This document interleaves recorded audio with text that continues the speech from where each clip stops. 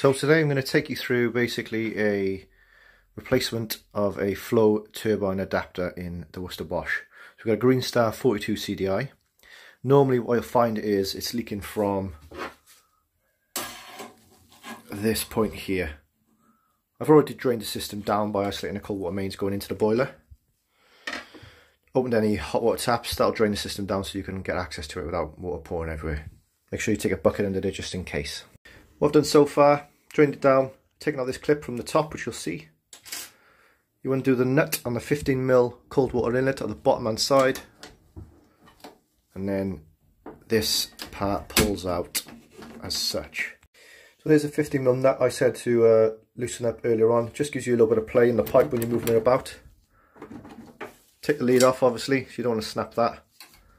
So when this is out, it'll give you access to the second part of the turbine, which basically is this part here. See my finger, this comes out. What we've got is the turbine, which I've removed. As you can see, it's cracked. That's probably the reason why it was leaking. So to replace that, I've got a new kit itself, got all the seals, and I've got a no flow turbine also, just to make sure we're good to go. They're both Worcester Bosch parts, so I know we're not going to get any leaks or any problems afterwards. So I've got some silicone grease. It's probably the key ingredient to the whole job, because without this nothing sits and slides back in easy. So I'm going to grease up these parts here. Basically all the seals that you see comes with the component itself. Now that she's greased up, I'm going to slide them back in. The first part goes in there. Going to take a bit of a wriggle to get it sitting in there nicely. Best thing to do, you'll hear it just slot into place. Long-headed screwdriver, push it in. So you've got this part here. Come on, focus. It slots in basically, ready for the new part. So this is the old part you can see here. I'm going to replace that and replace the seals just in case.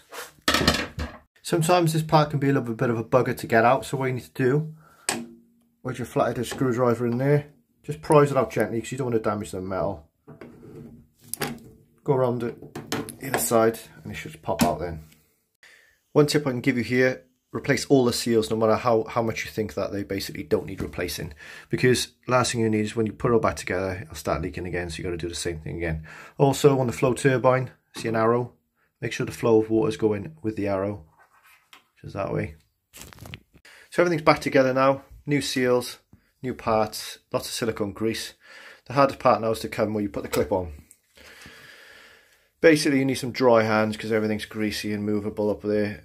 You need to push in with the right hand and use your left. Obviously I can't do that because I'm holding the camera, but I'll assure you it's a tricky job. Okay, so once you put the flow turbine in, you're going to crack this nut here, tighten it back up, make sure the washer's salvageable before you open the cold water mains, and then close any hot water taps which you opened earlier. Okay, so now I've changed the flow turbine. I've done the nut 15mm nut up on the cold water mains, and open this cold water inlet valve here. Just a little bit, just so I can see what's going on if I have got any future leaks. Close the tap, close it. I'm going to keep an eye on here. Make sure nothing leaks. A quick recap, pressurise the boiler, the cold water mains again. We've got no leaks. So for a flow turbine replacement, step number one, you isolate the cold water mains coming into the boiler. Step number two, you'll open hot water taps in the house to drain down the system. 3, undo this nut down here. Number 4, take the clip out, undo the 3 wires from the clip, which is there. Number 5, remove and replace like for like, place the seals, silicone grease, put it back together, cold water back on, and test for leaks. So this is definitely no leaks, happy days.